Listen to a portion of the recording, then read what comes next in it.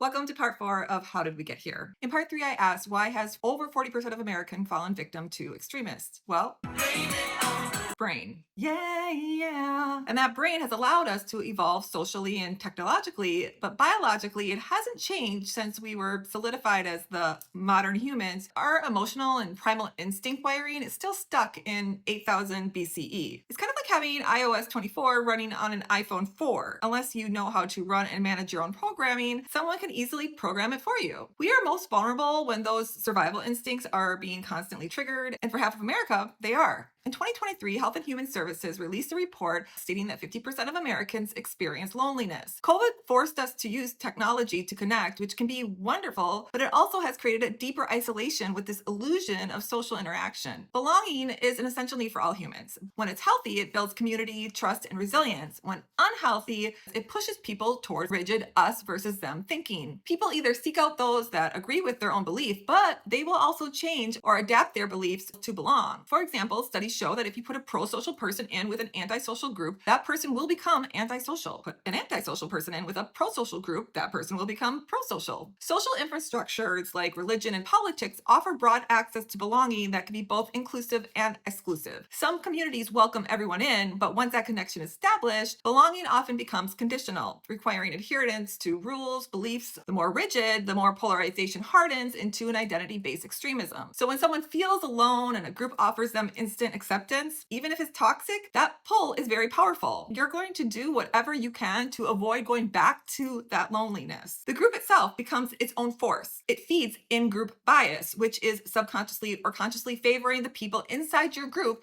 and seeing everyone outside of it as dangerous or inferior. This is one of those primal instincts rooted in outdated wiring, occurred to protect us when humans were still migrating and outsiders were usually a threat. 50 people are more likely to survive against a saber-toothed tiger than just one. This creates bias that turns into prejudice and discrimination. And I think honestly, it's probably one of the most powerful and dangerous biases for people that are not self-aware. Self-awareness requires emotional intelligence, and that isn't an inherent trait. Empathy is, and it's a major factor of emotional intelligence. But the US has been facing an empathy deficit for the last 20 years, one that keeps growing. In part 3, I mentioned this is partly due to the nonstop exposure to violence and desensitization, which leads to compassion fatigue. That is why extremist movements are a long game. Each step has been very methodical, intentional, and calculated. But the question remains though, if we are so socially evolved, why hasn't our beliefs evolved too? I mean, what really is it that drives our belief systems? That's what I'll tell you in part 5, and here's a hint. It's literally one word, and that word influences almost every ideology and belief we hold. Follow for the answer, and if you think you know what it is, drop it in the comments.